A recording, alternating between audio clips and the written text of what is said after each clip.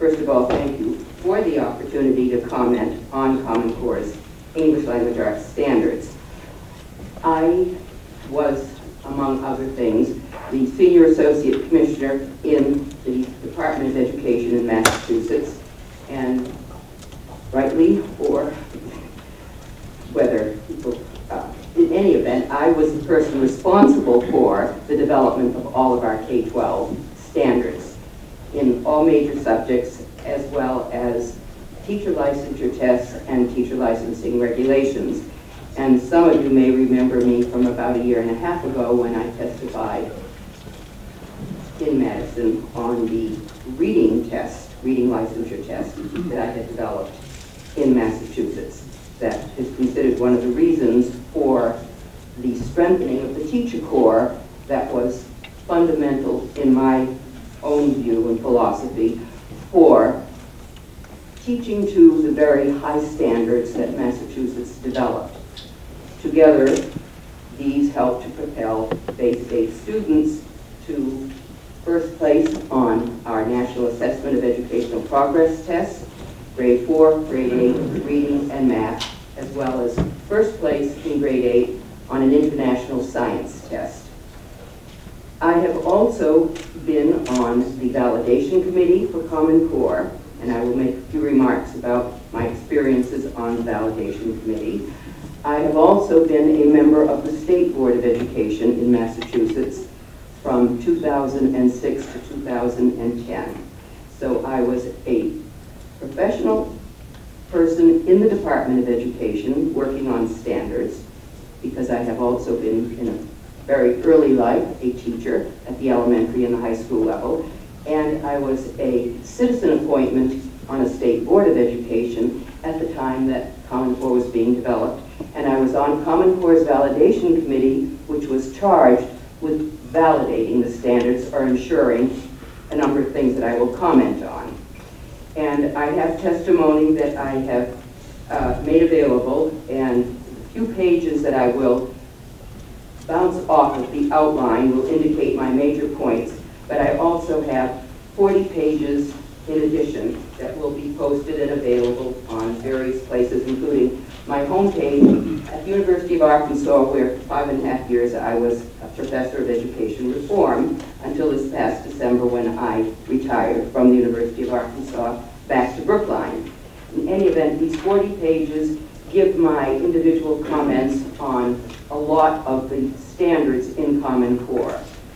I don't think many people will want to go through them all, but they can glance at how we look at standards from a Massachusetts perspective, because the same perspective that informed the way I look at most of these reading and vocabulary standards in Common Core informed what we did in Massachusetts to produce a document that was very much supported by the teachers, particularly the English teachers in the state of Massachusetts. Let me begin first with some comments on the validation committee. It was one of the committees set up by the two groups that together sponsored the development of Common Core standards, the National Government Association and the Council of Chief State School Officers. They regularly claimed that Common Core standards emerged from a, quote, state-led process, end quotes, in which experts and educators were well represented. But from our perspective and from my own individual perspective, the people who wrote Common Core standards, and we know who they were, their specific names attached, did not represent the relevant stakeholders, nor were they qualified to draft these standards that would transform instruction for every child, according to CCSSI, the name of the project itself. The validation committee was created after the Standards Development Committee created the first college readiness standards. And I'm going to read a few of those so that you can understand what those college readiness standards were. And the name itself is very important to note, because this is the first time we have ever had in this country and in any state a set of standards for K-12 that are called college readiness standards. Most states have developed, if they've developed standards, all states have developed standards that would determine the competencies for a high school diploma. They never developed standards that would automatically serve to propel students towards college, because not all students go to college. Not all students want to go to college. And so what high schools have had are varying kinds of courses for different kinds of student needs and interests. The Validation Committee was created in the middle of 2009 to put the seal of approval on the drafters' work. But the committee itself was useless, if not misleading. It had about 29 members, and we had a membership that consisted primarily of people associated with the testing industry or with schools of education. We had exactly 2 content experts.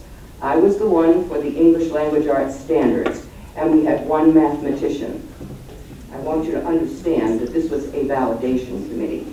It was supposed to make sure that the standards that came out of this process were, 1, internationally benchmarked, research-based, and rigorous.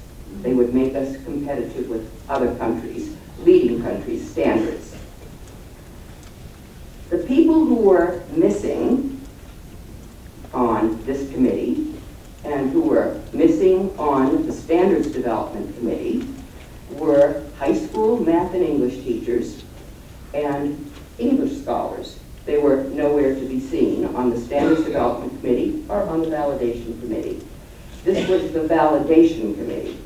You have to understand that there were obviously certain ideas about what Common Core was designed to get at by the time it finished coming up with the standards that would determine college readiness, that students could enter a community level college and have guaranteed for them, if they passed a test based on these college readiness standards, would have guaranteed for them credit-bearing freshman courses. That was the basic idea for college readiness standards, that they would supposedly ensure that students were college ready. And the irony was that the 2 groups who would normally get together in almost any common sense view of the situation, those who teach college freshmen math or English, and high school teachers of math or English, were for the most part not on any of these committees. That was the basic problem that started the Common Core. And the problem was then immediately compounded. The Validation Committee served from 2009 to 2010, and in May 2010, we were, 25 to 29 of us on the committee, asked to sign off on the criteria we were given, which included benchmarking, transparent process, and research-based, a number of other criteria. And the 2 of us who were the content experts, plus 3 other people, did not sign off. All the others did sign off, but the only people who were content experts did not sign off on these standards that had been released in June of 2010. So we were asked to sign off before the final version ever came out.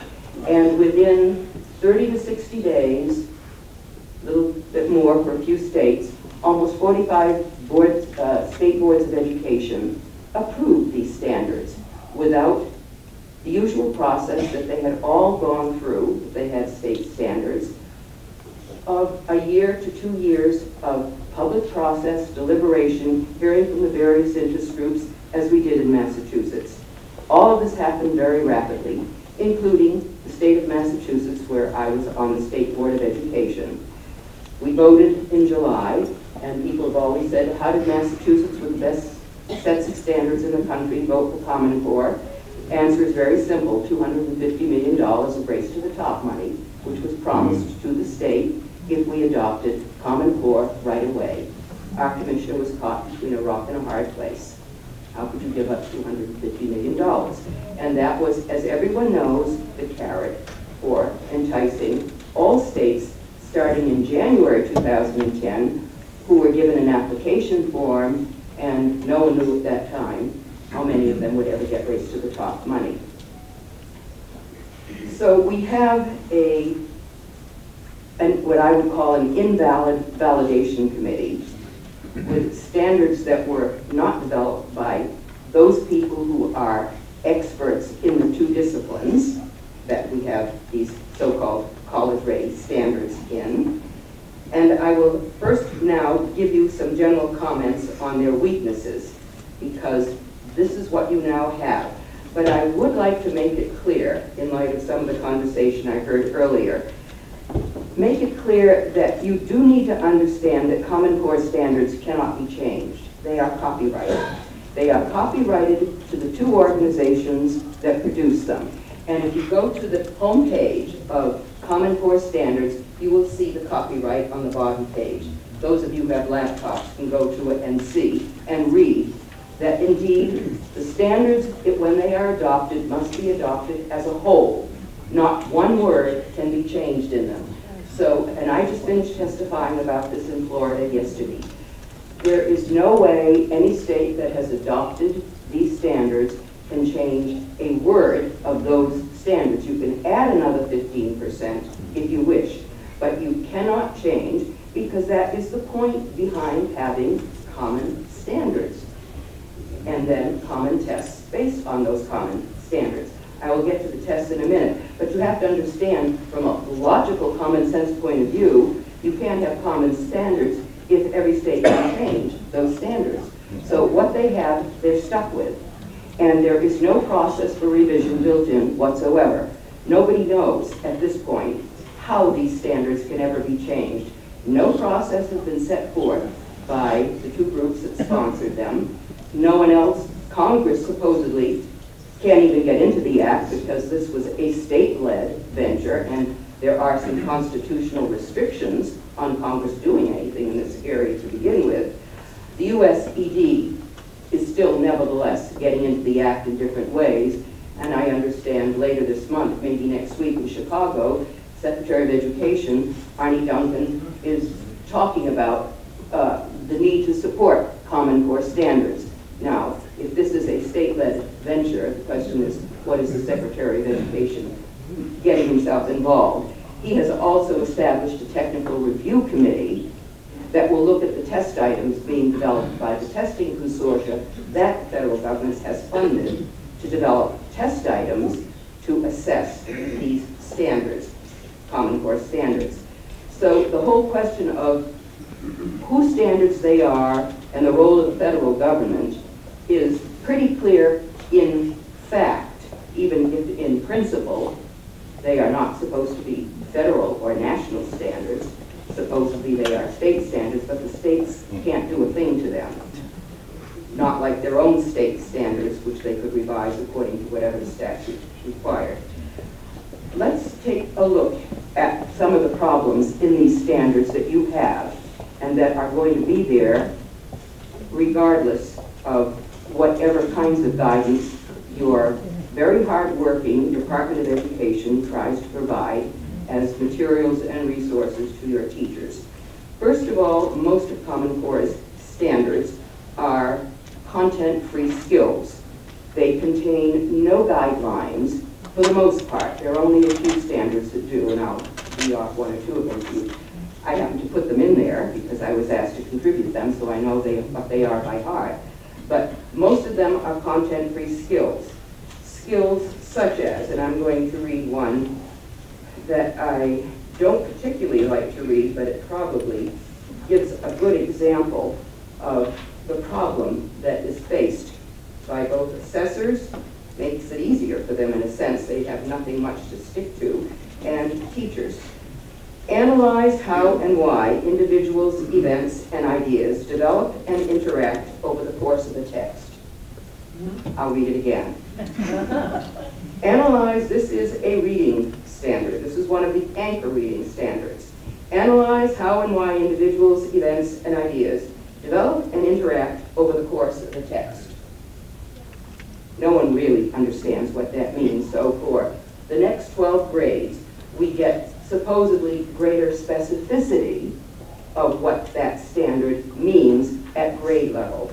Let me read you the 12th grade level version of that anchor standard, just so you get a sense of the writing quality of the standards. This is the grade level 11 and 12 version of that anchor standard. Analyze a complex set of ideas or sequence of events and explain how specific individuals' ideas or events interact and develop over the course of the text. Is that clear? I don't mean to be sarcastic, but it's one of the things that I fought against and made sure that when in Massachusetts we wrote standards, they had to be clear to ordinary people, they had to be clear to teachers, and people had to know what they meant simply by being able to read well-written English prose. So we have content-free skills that in some cases are not easily interpretable and will be interpreted by test developers in only ways that they may understand. Whether they will be the same across all test developers remains to be seen. This is a work in progress. We don't know. We haven't seen the final results. We don't even know where the cut scores are going to be on these tests that are being developed for college readiness. But that is something that needs to be kept in mind. That is why it's very difficult to answer some questions about what do these standards really mean in the classroom when we don't know what the tests look like yet or where the cut score is. The second issue I want to raise is a very serious one in the English language arts. The Common Core standards stress writing more than reading at every grade level to the detriment of every subject in the curriculum. This I did not realize until I began to count up the standards. At almost every grade level, there are more writing than reading standards. Now, some of you may say, so what? It so happens that this is the opposite of what an academically sound reading English curriculum should be like. This is the opposite of what research says for 100 years. It's the opposite of what anyone who writes well knows. All good writers have been good readers. You can become a good writer if you are a good reader, but reading is the central subject that must be taught. And for some unknown reason, known only to the writers of the English language arts standards, they decided to make writing occupy more time than reading in the school curriculum. What teachers actually do may differ, but this is at least what the standards are calling for. The foundation for good writing is good reading. Yes, you need to do some writing, I'm not saying that, but every school knows that for all children, there must be more emphasis on reading if we are to ever get subject area comprehension as well as good writing. Third point, Common Core standards, writing standards, are developmentally inappropriate at many grade levels. I won't go into the details here because they're in my paper, but there are arguments by people, child development experts at the K2 level who have been horrified is too strong a word, but it's one that some of them have used, at what is being expected in K2. There are other kinds of issues, claims. Students in the middle grades are being asked to set forth a claim. Many of these children only know about baggage claims. They do not know what a rhetorical claim in a piece of writing is. And it's not easy for many children who are poor readers to understand what a claim is in order to set forth a claim in a piece of writing based on some issue. It might not even be a piece of writing that they've had to read before.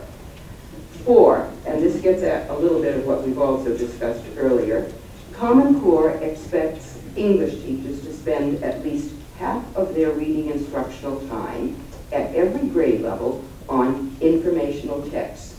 Why is this the case?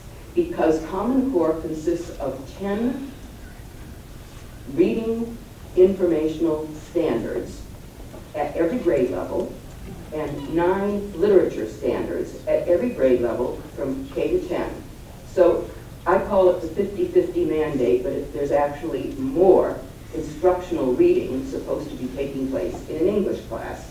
Now, why is this a problem? It is a problem because information is not what English teachers have been trained to teach, have never been trained to teach, and it is not something that is taught in an English class. Scientific information is taught in a science class, history information is taught in a history class, but in any event, we have 10 and 9 reading standards at every grade level. The 3070 refers to something else, and I won't even get into that because it is very confusing because the writers of these standards didn't understand what they were doing when they took the 3070 from NAEP reading assessment frameworks developed in 2003. I was on the committee, so I understand where they got the chart from. But the 70-30 across the curriculum division of literary versus informational reading comes from NAEP's own attempts to set what percentages it thinks should be for the passages on NAEP reading tests. They explicitly say it has nothing to do with the English curriculum or the high school curriculum. But the people who wrote the English language arts standards for Common Core apparently did not do very close reading of that document. That's another piece of sarcasm because they really mucked that up. So we have a half and half. Now what does that mean in practice? That is really a way to insert some control over the curriculum. Even though Common Core claims it's only a set of standards, if you are attempting to have 50% reading instruction on something called information and another 50% on something called literature, you have diminished the amount of literary study in K through 12. That is what is happening in many states. Your own State Department of Ed may not be in any way suggesting that as a guideline, but other state departments of ed are pretty clear that there will be no more than 50-50. Literary study is 50% of the English class. Now, what does that mean in practice from the few teachers I've been able to speak to in other states? It means they sometimes have to teach excerpts, not whole literary works, because they can't fit long novels or long epic poems into that 50%. It all depends on what is used at the local level and what guidelines come through from a State Department of Education. But there is another more important and serious consequence of the reduction of literary study, and that is it reduces opportunities for students to develop critical thinking. One of the concepts or ideas that I've talked to a number of people about is where does critical thinking get developed in a K-12 curriculum? It typically gets developed when English teachers help students to learn how to read between the lines. That's where we learn how to do analytical reading of something that may seem deceptively simple on the surface. The body of information you bring to your critical thinking can come from any of the other subjects, but typically your history textbooks, your math textbooks, your science textbooks are informational textbooks. They want to teach information. They don't want to trick kids. They don't want to be written in a very ambiguous way. They want kids to understand what information they're presenting. But the English teacher who teaches, for example, the simple Wordsworth poem, "My heart leaps up when I behold a rainbow in the sky," and you get to the line towards the end of that very short poem that says, "The child is father to the man." That's like red meat for English teachers. They can spend an hour helping kids understand how you interpret that one line. It's a wonderful little poem, but that is the sort of thing done on a larger scale by English teachers to help students learn to develop critical thinking or learning how to read between the lines of something so that you figure out what something means by looking at what the rest of the stuff is there, the text, and other things that you may bring to that particular piece. So reducing literary study will have a serious effect. It will reduce the level of thinking that students in general develop, depending upon what a teacher does behind closed doors. I have, as I've mentioned, done, and I'm going to go through this much faster now, analyzed a lot of standards. My conclusion from going through these particular standards, vocabulary and reading, which are going to be posted or handed out, are several. First of all, Common Core standards are not fewer, clearer, and deeper. This is one of the great claims, one of many claims made of these standards which have never been piloted or tested anywhere. The reason Common Core standards often appear to be fewer in number, I realized as I went through these again, is because very different objectives or activities are often bundled incoherently into one standard. If you want to have fewer standards and you've got 10 things you want students to do, you just put them all into one standard. That doesn't make the standards clearer or deeper. It really makes them almost uninterpretable, unfortunately. You end up with fewer standards, but you have pushed an awful lot of stuff into what they are calling one standard. Many of them are very poorly written, and the example I gave you at first was intended to show you a very poorly written standard. They needed to have been revised by experienced, well-trained high school English teachers, such as the one I had many years ago. And I'm sure you have many like that right now in Wisconsin, but they were nowhere to be seen among the standards writers. They needed to be revised for clarity and for readability before they are used to guide curriculum development anywhere, but we have no idea of when they could ever possibly be revised because they are copyrighted by organizations that have announced no process for inviting revision. Vocabulary standards are particularly weak, and yet they should be the strongest because if reading comprehension depends on anything, it depends on advancing students' knowledge of the meaning of words. And some of the advice that comes with these standards, there is pedagogy in there, is a real disservice to children who need strong vocabulary development. So let me start off with a few conclusions. Common Core standards are not rigorous. That's why you hear the word rigorous used all the time. Often, simply to help people think that maybe they are rigorous, but no one's been able to point to anything that's rigorous in them. They were basically designed to allow mid-level grade 11 students to enroll in credit-bearing courses in a non-selective college. And we have quotes from the math standards writers exactly to that point. That will be mentioned at another hearing, I believe. They are not internationally benchmarked. For 4 years I've been asking for the names of the countries and I've never gotten them. There is no research to support their stress on writing over reading, no research to support their stress on informational reading instead of literary study, and certainly no research to support the value of, quotes, cold reading of historical documents, which is, again, a bizarre kind of pedagogy promoted by the chief architect of Common Core standards. He actually has a videotape of his attempt to show English teachers how to teach the Gettysburg Address devoid of historical context. How anyone would want anyone, a history or English teacher, to teach the Gettysburg Address without understanding who said it, when, where, at what point in the Civil War, what was Lincoln trying to accomplish.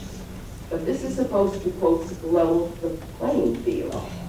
In other words, equally ignorant children approach a text, and therefore we have leveled the playing field.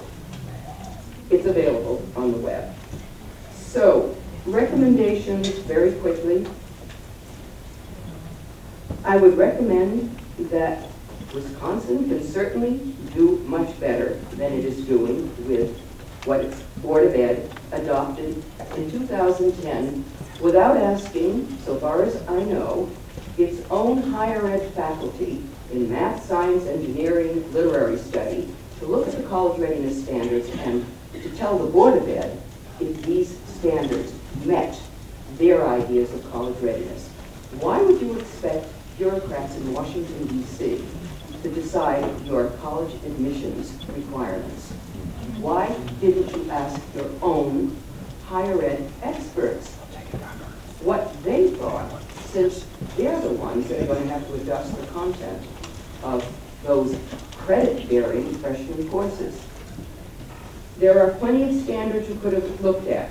Massachusetts has been mentioned. I know those almost by heart because they were done under my direction. But California is a first class, Indiana is a first class, So there are very many different sets of standards out there that could be looked at that are far superior in all different kinds of ways, which may come up in some of the questions and answers to what Common Core is offering you. You could have entrance exams called matriculation exams tailored to your own institutions of higher education. You have many in this state that are first class. Ask your professors at those universities to decide what they would want to see Wisconsin high school students know in English and in math and in science for admission to your own universities and engineering colleges. To me, that's common sense, although my own Board of Education in Massachusetts didn't want to do it either. And you certainly wouldn't want state assessments that are based on or aligned to Common Core standards, because it would be a waste of money to base state assessments on standards that need to be completely revised, if not abandoned. So now you have heard my jaundiced opinion.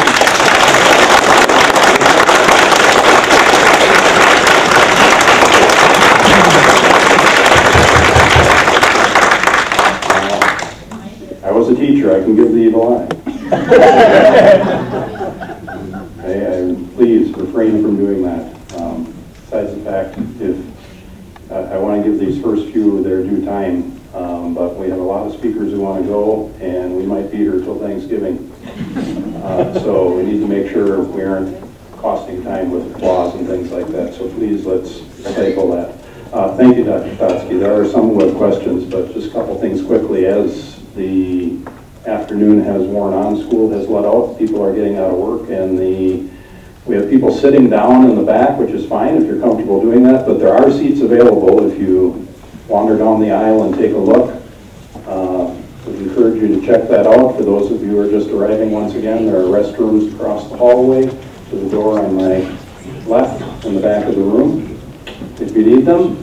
And we will start with questions from Senator Buchner was first. Thank you, Mr. Chairman. Well, thank you, Dr. Stotsky. I have long admired your work.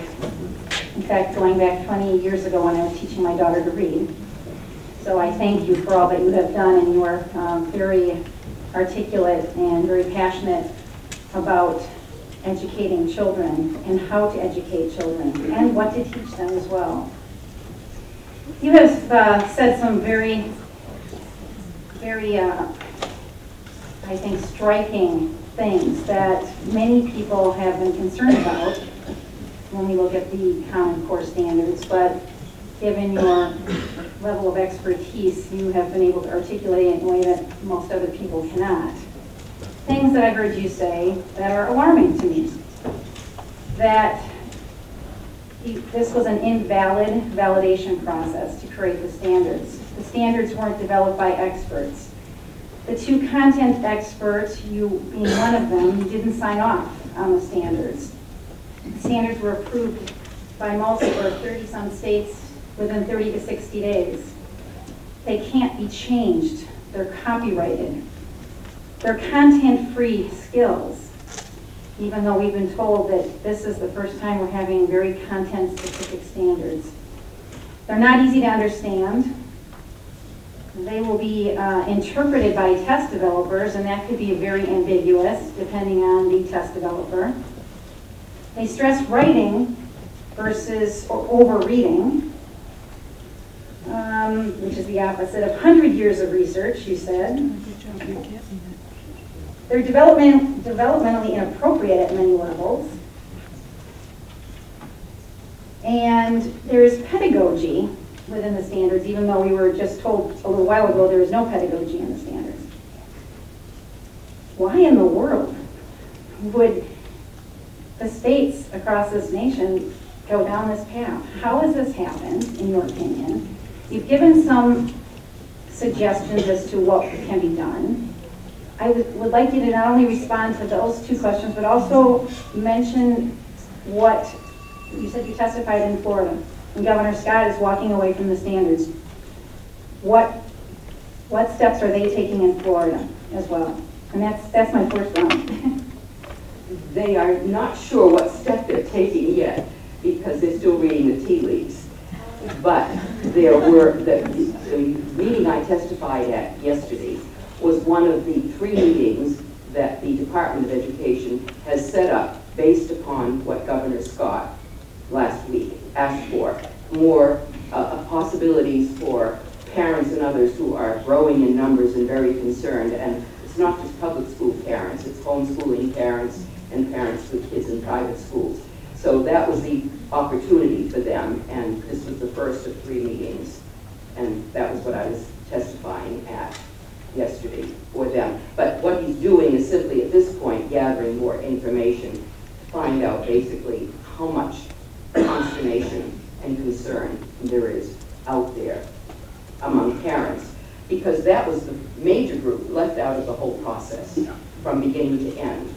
It's as if policymakers knew what's good for other people's children, but parents didn't even know anything about Common Core until they began to see the lessons starting to take place in their children's classrooms this past year. That's why parents are now becoming more concerned. They didn't know anything about it. Many local school boards knew nothing about it. State legislators knew nothing about it until this past year when some bills became obvious. You know, they got to pay for the high technology. This was you're asking a very important question that I often think about. How did 45 plus state boards of education not ask basic questions about what does college readiness mean? What is your definition of college readiness? And take a look at these standards. Part of the problem is very few people know how to read a set of math standards. That's number one. I can't read a set of math standards myself. I would have to ask a mathematician to tell me what those high school standards are. The fact that there are no standards for pre-calculus in this document is something I could not have picked up. Most teachers could not have picked up unless they teach pre-calculus at the high school level. But if you have no high school math teachers on these standards development committees, how can you find out that something's missing in the document? They never intended to have pre-calculus or a full course of trig available. So if you have people who didn't call on experts who they should have called on, that's part of it. But I don't want to take up a lot of time because there may be questions. One more follow-up. Part of the reason in Wisconsin is we don't have a Board of Education. So that's one of the reasons. You may not be aware of the fact that Wisconsin does not. So our state superintendent of public instruction unilaterally made the decision to go down this road. And that's why we are now trying to catch up to get input from parents and from lawmakers. So how do we answer the local control question? Because if a state develops the Common Core standards, and we keep hearing, we heard at the last hearing from so many of the educators that we still have our local control. We still have our local control. And I guess I'm wondering how you have local control when there are 2 consortia that have created a test that will be used in the states. And I've always heard that tests drive the curriculum. So where is the local control when a state adopts the Common Core? There is some element of local control in terms of specific text that might be chosen in an English class, as we heard earlier. The levels of complexity argument, I really don't want to spend a lot of time on, but those are examples and they can be drawn on, but teachers can choose almost anything. However, all the publishers are rushing to put a stamp on their materials aligned with Common Core. They may or may not be aligned with Common Core, it doesn't matter.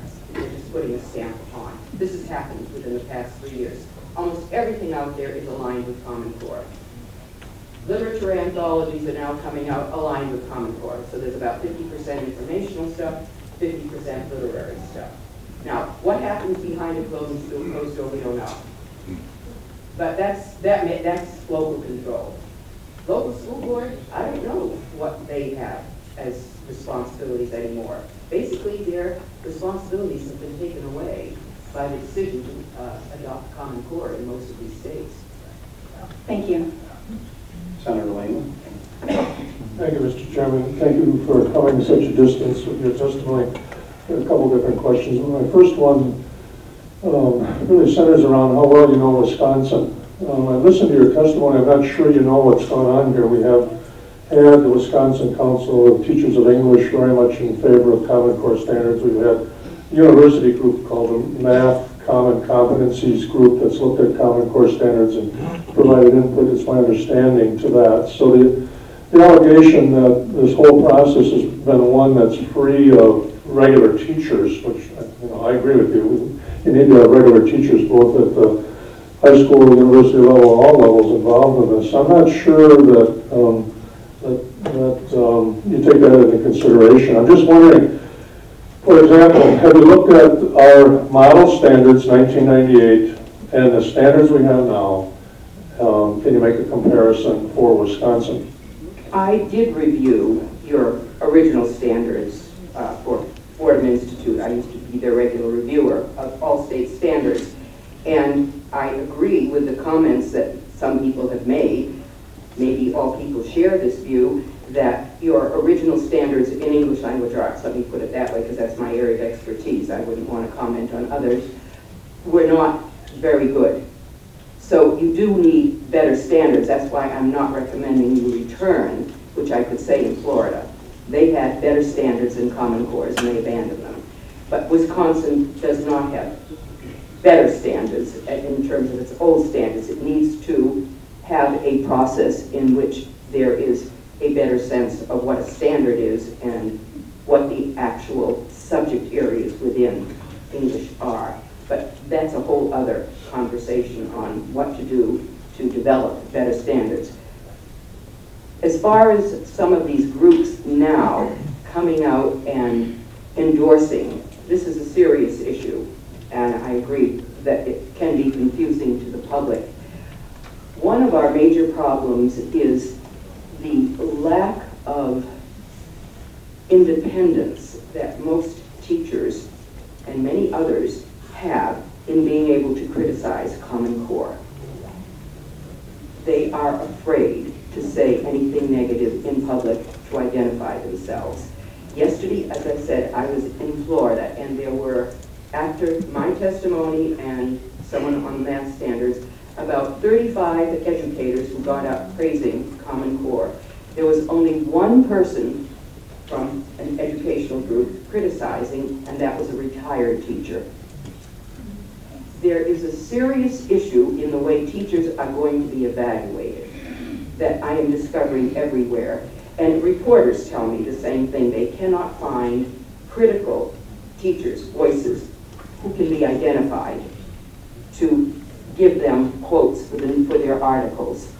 In Arkansas, there was one English teacher in the entire state who was willing to be identified. She had tenure. But there are things that can be done even to a tenured teacher in a school. It is a very, very serious issue. So when the English Teachers Organization, NCTE, of which I am a member, endorses, there's an element of politics in it. And unfortunately, this is mainly what the issues are. They're political, they're not educational. Teacher organizations want to be able to sit at the table. Some of them want to be able to continue getting access to grants. And teachers at the classroom level do not want to be identified as being, quote, unprofessional, which is one of the terms that's being used if you are critical of Common Core, which is the state policy, which has become the state policy. So you have groups and even teachers, English teachers, who used to be very outspoken about many things in the English curriculum, who won't say a word, for the most part, about the problems they're facing. That's why parents are now the major group coming up, because they're not afraid to talk about what's happening to their children. They're willing to talk because there's no retribution that can be done against a parent. Now, the professional groups are a different story.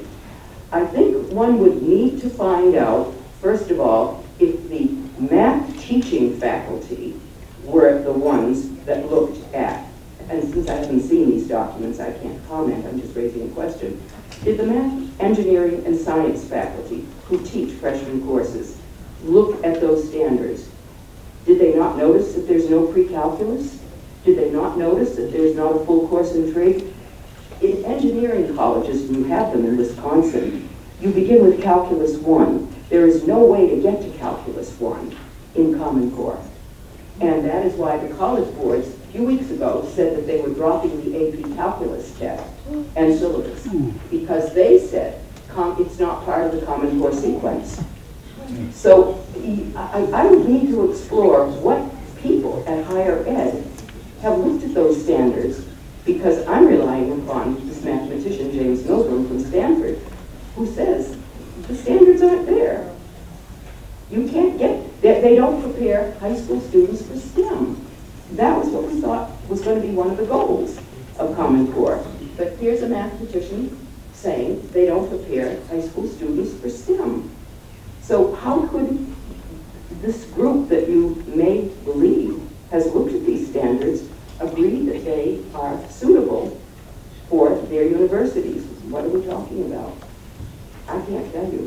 Thank you. The other question I have has to do with Massachusetts and mathematics. You know, a lot of people in this audience are very strongly in favor of local control. It's my understanding that in Massachusetts, you use PEARLS, you use TIMS, and standards and testing, internationally benchmarked, developed by 48 nations, not developed locally in Massachusetts. You mean our mathematics standards? Yes. They were developed with the help of a mathematics professor at Harvard University. He helped us, but we got input from others to determine what the content of Algebra 1 should be. My feeling was that if one Harvard professor couldn't tell us what the content of Algebra 1 was, we were sunk as a nation. But that's different. But the point is that the standards specify the content of Algebra 1, Algebra 2, pre-calculus, and geometry. What textbook is used is at the local level. And there are and have been a variety of textbooks that can be used. Some are better than others, but that's a mathematical judgment that I'm not qualified to enter into. People with mathematical knowledge and training, math majors, can do that. And the testing that's used in Massachusetts is international test? No, we have our own state tests, and they were based on our state standards, but they're vetted by people with mathematical knowledge at the university level. My final question, Mr. Chairman. It's my understanding that in a Pioneer white paper that you wrote about STEM, and that the idea is to move that math down, that Algebra 1 should be for everybody, move it down. Is that correct? No, that is not what is in the document. What we offered, and this was approved by David Driscoll, who was the Commissioner of Education, or Superintendent of Education. What we offered were integrated standards for 7 and 8, and we also offered a full set of Algebra 1 standards, but we did not say at what grade level they should be taught. Over 50% of Massachusetts high school students now take a full Algebra 1 course in grade 8, but that is their choice. And they have to prepare the students for it if they expect students to effectively pass the course. But we didn't provide any tests for Algebra 1. We provide a general, more or less arithmetic test for the integrated 7-8 standards. But the school systems can choose what courses in mathematics they want to teach. In Massachusetts, as in Wisconsin, there are many mathematically sophisticated people. They're not all mathematicians, but they're engineers or scientists or others.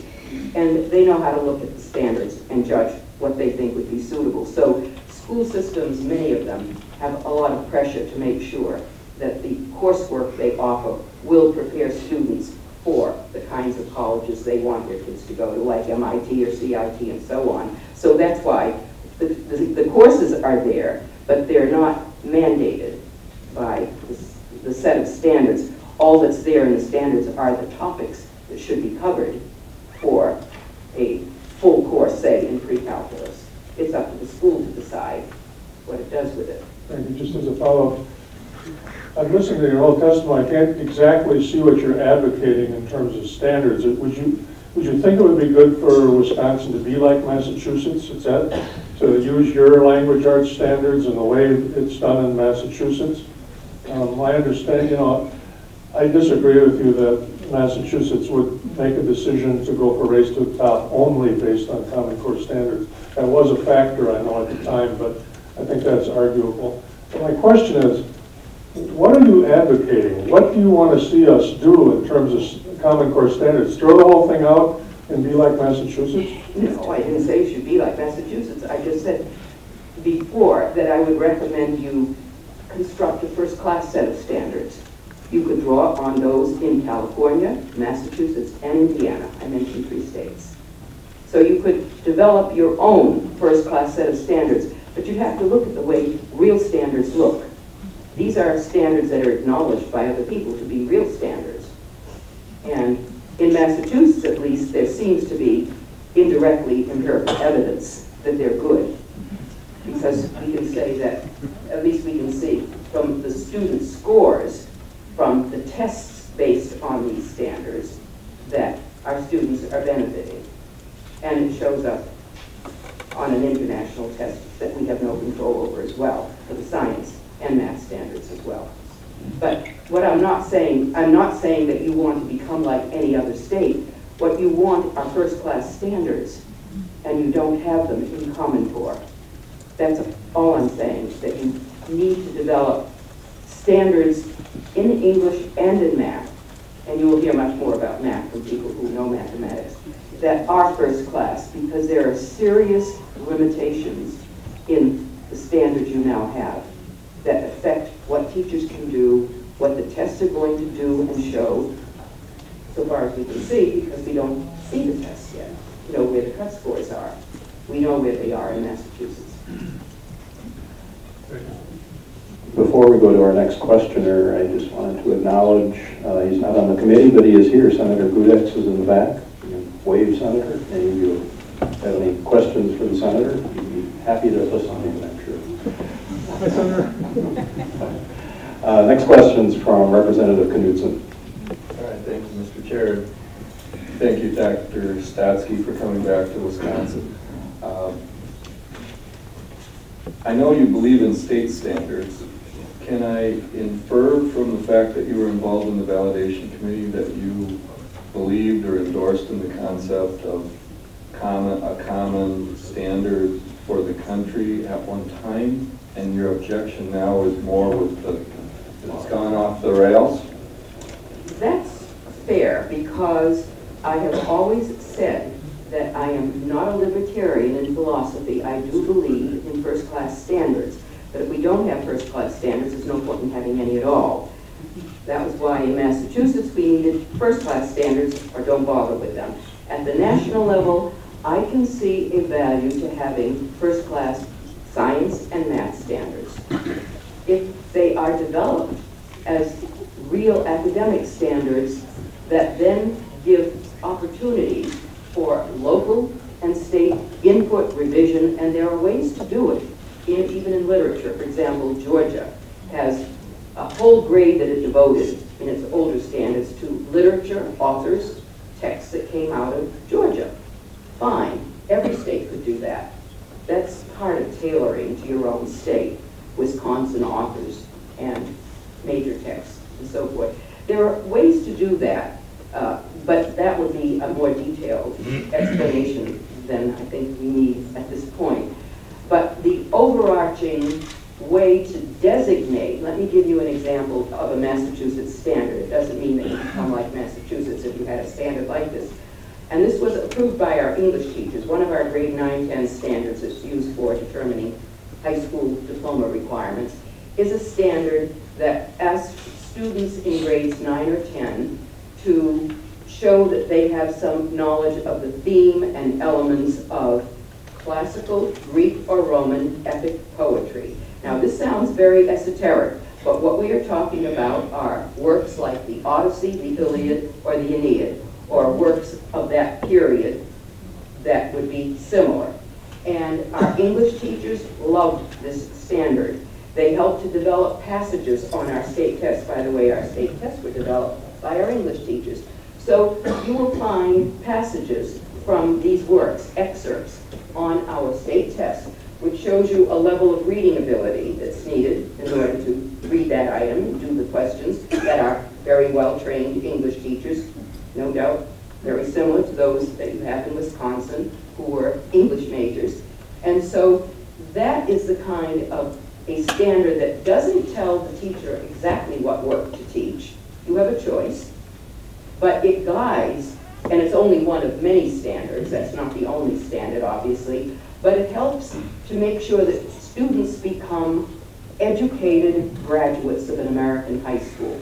That's basically what I'm after. If they get a high school diploma, they should be educated citizens of this country. And they should understand the literary and civic heritage of the English language. And I've said this over and over again. So this is in the document. We have an appendix that lists authors, not texts. Authors that indicate our literary and civic heritage. Wisconsin can do its own. I'm sure many of them will be the same, but they may be a few different ones. And this is what makes students educated.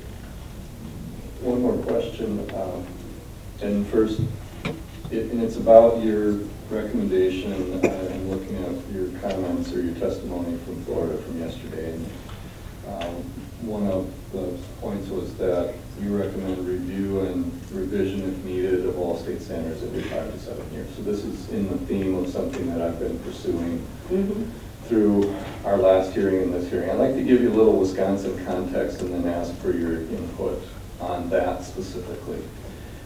As you said, states within a few months adopted the Common Core after the final version came out. In some states it was within a few weeks, and some within a few days. In Wisconsin it was within a few hours.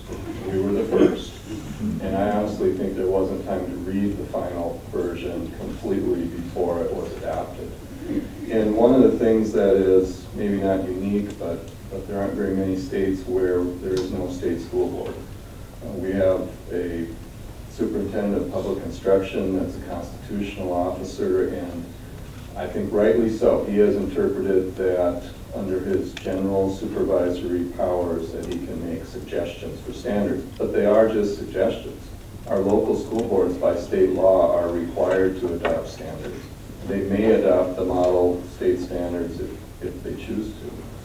And we really only had one model state standard. Back at the whole beginning of the standards movement in 1998, we adopted those standards, and most people can be free to criticize them. Most people have. We've also had a series of assessments called our Wisconsin Knowledge and Concepts exam. It's sort of loosely based on those standards. That's also widely panned as not really a great assessment. So here we were, and sort of recognizing that we need to make change, we adopted Common Core.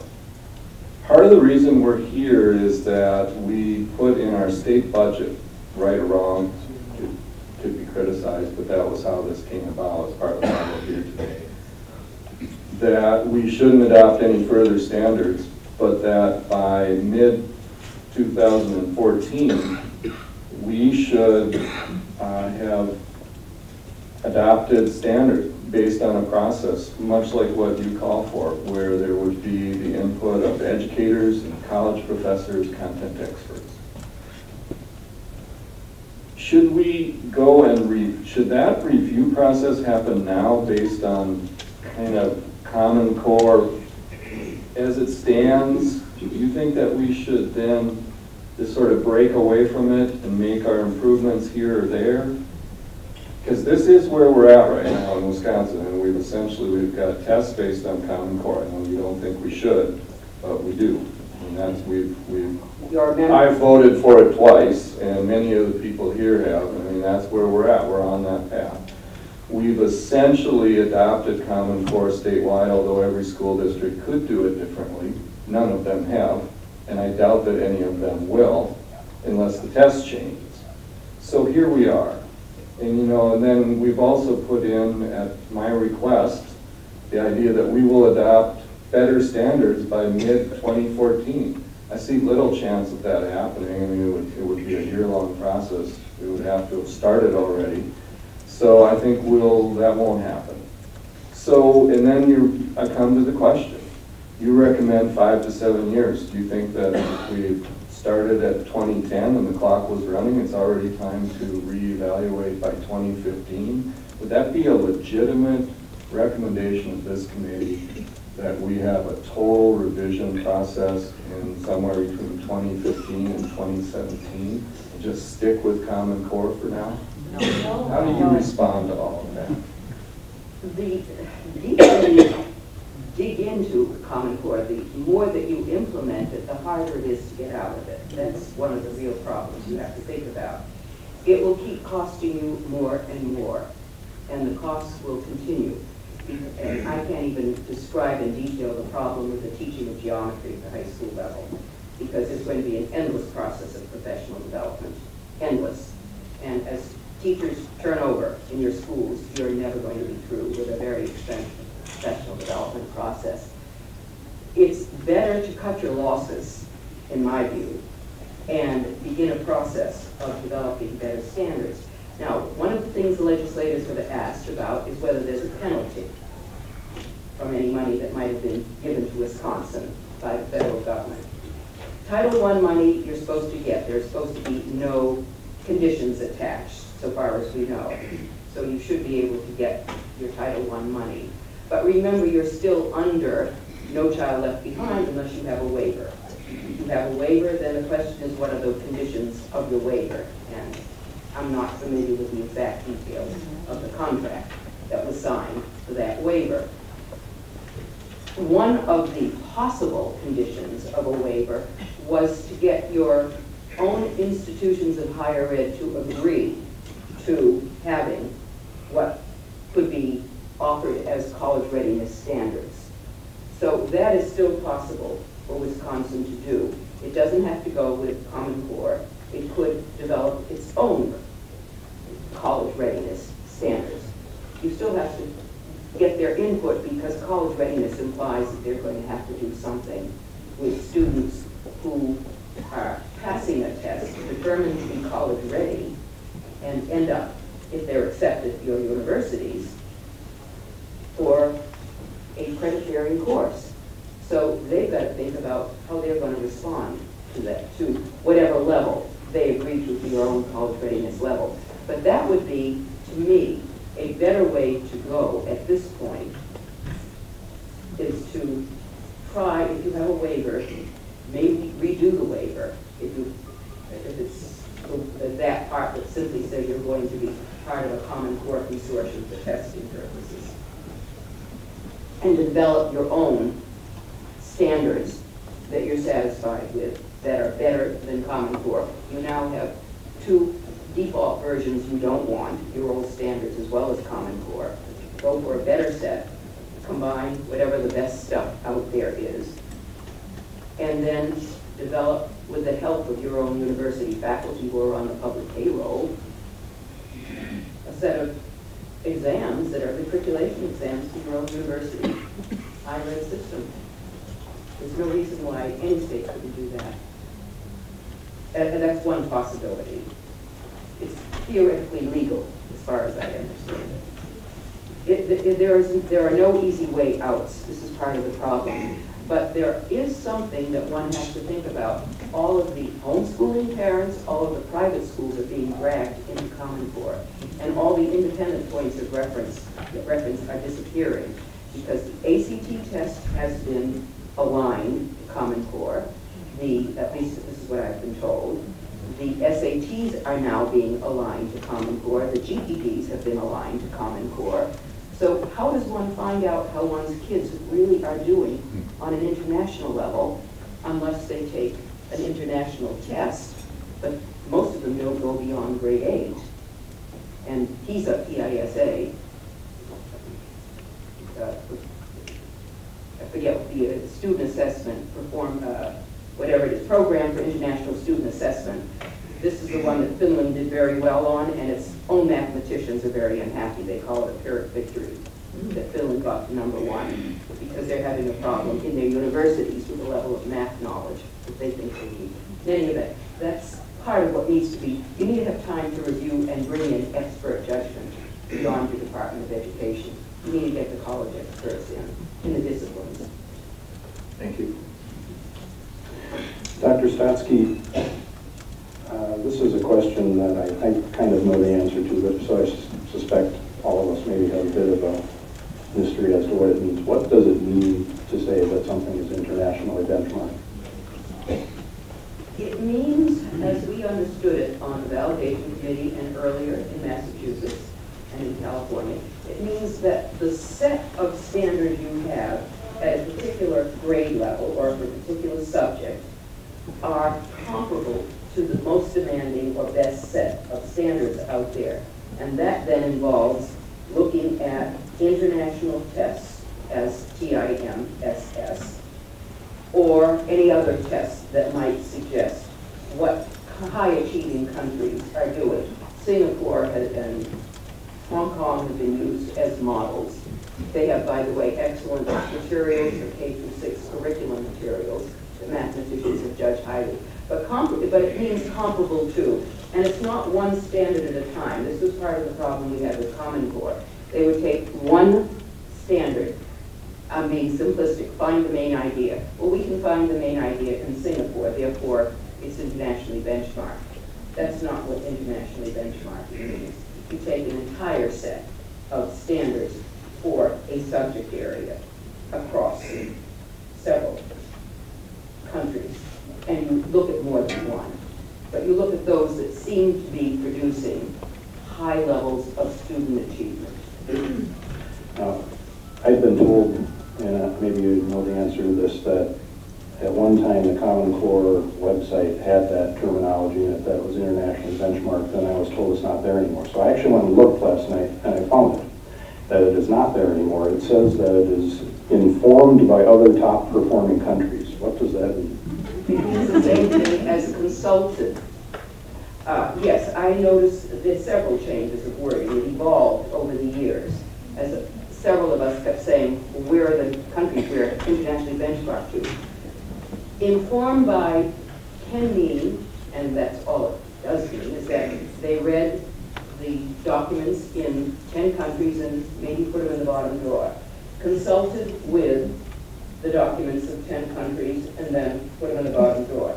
It does not mean internationally benchmarked too. It's what I would call weasel wording. I also was very curious about your statements on, I don't know if I'm quoting you accurately, writing over reading in the Common Core standards. I go back to my own educational training 25 years ago, and that seemed to be a big push back at that period of time. And I can remember it was called the Writer's Workshop at the school that I went to. I'm not sure if that was universally used or not, but it was controversial, and it kind of died out after about 5 years or so. And now it seems, would you say that it's kind of being revived again? We keep reviving these failed ideas over and over again? Each locality does different things, so it's hard to make a firm generalization across all communities in a state and across all states. But the writing process burst onto the scene in the late 1960s, early 70s, because I knew who the people were in the field at that time. The problem was it was hitting a real problem. Kids weren't spending enough time learning how to write. But the school day wasn't lengthened, the school year wasn't lengthened, and as time for going through the stages of folks, the writing process, took up more and more time in the school classroom, that meant time had to be taken away from other things. In some cases, it was often the reading class, it could have been other subjects. This might have depended upon the school system. But the writing process never went away. It's just that by the time you got to the high school class, there were so many things that an English teacher had to teach in one period a day, say 5 days a week, as opposed to the elementary teacher in a self-contained classroom, that it had to be diminished unless the high school worked out the composition class, 5 periods a day. Different schools did different things, but the writing process never disappeared. It has consumed a great deal of time, and Common Core wants it to consume even more, so far as I can see by the number of standards. Again, teachers will decide how to use their class time. This is a variable over which there's very little control, except at the building level by supervisors. Thank you. Representative Schramm. Thank you, Mr. Chairman. Thank you, Dr. Stotsky, for your testimony today. I've read a lot of your work before this committee. I think everybody in the room will agree that you've got a quite impressive resume, and I am not afraid to admit that I'm quite intimidated because you you remind me very much of my 5th grade teacher, Mrs. Miller. But I'm not going to be redundant because I think there were a lot of good questions that were asked. But you, in meeting with the school administrators so far in the last few months, you said, there's a time where you have to have this conversation about developing better standards. I'd like you to just go into a little bit more in-depth explanation of the concern that school administrators have right now, that they've been developing these standards for 2 years, and that they're going to, be behind the 8 ball if they don't continue with the standards. Can you just give a little bit of your, I guess, your opinion of how important it is if this is truly about the kids and about the exceptionalism that we're trying to achieve?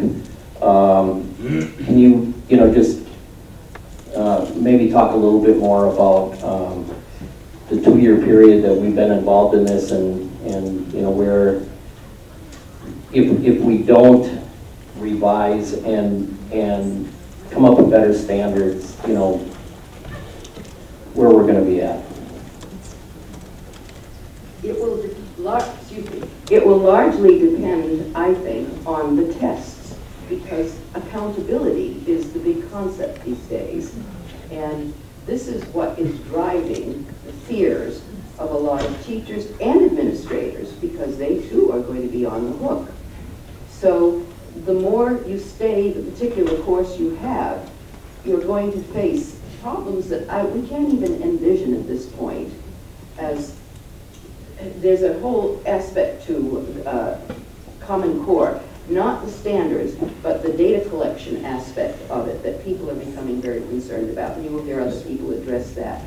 There are other issues to this centralization of schooling in this country that have yet to be played out.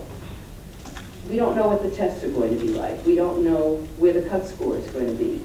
What are the consequences for schools and teachers? Teacher unions now are becoming at the local level in many states, because I'm now on panels with the union person who is often agreeing with me because they're hearing from the teachers in their own building and can privately say that they are very concerned about what accountability is going to do for teachers if the student scores on these tests play a huge role, and they don't even know who's vetted these test items. This is part of the problem that the mathematicians are now having. So it's still a work in progress, and that's why it's hard to give you a definitive answer, because every day there are new directives, pronouncements. I know in Massachusetts that many superintendents, local superintendents, several months ago converged on the State House to tell the state legislators, tell the Department of Ed to halt for a while. We can only take so many directives at a time. We can only do so much at a time. Classrooms, many teachers are in a flux of, there's a state of chaos in many teachers and in many schools, because it's not clear whether all classes teaching subject X, all the different sections of a class, should be teaching the same thing. How do you make sure that you have exactly the same expectation across, say, all sections of an Algebra 1 class, if they're not all on the same page as in France, the famous example with dictation. So there are just a lot of things that are still being worked out. And where to go, what superintendents could do, I just think that removing a lot of the paperwork at both the state and the federal level, which has been increasing since 1960, would be one step forward.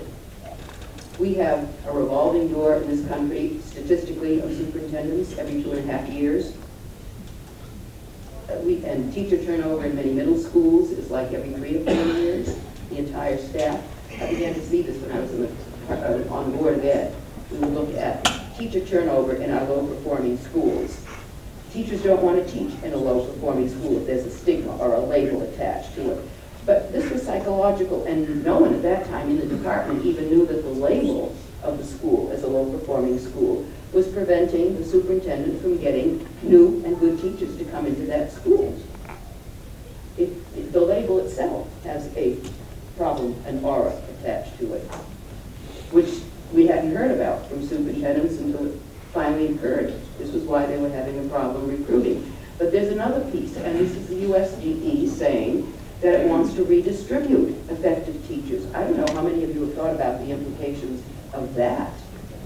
But this is now something that is in one of some documents that are on the USDE's website. What does it mean to say that you want to redistribute your effective teachers in a school system across states? Can you order people to go teach elsewhere as they, once did, say, in the Soviet Union? You would be told to go and teach in a school in Siberia for 5 years. I mean, I'm just trying to give you a sort of semi-facetious example to get a sense of, we don't know where all this is going. New things keep coming out all the time from the idea that all this data will be available centrally, and that there's an attempt to determine who is this effective teacher and how do we make sure that we have effective teachers in all of our schools. Is this a decision to be made in Washington, D.C. or Wisconsin? Should it be made in Madison? Should it be made at a local community? Is it the kind of decision that should be made at all? I don't know.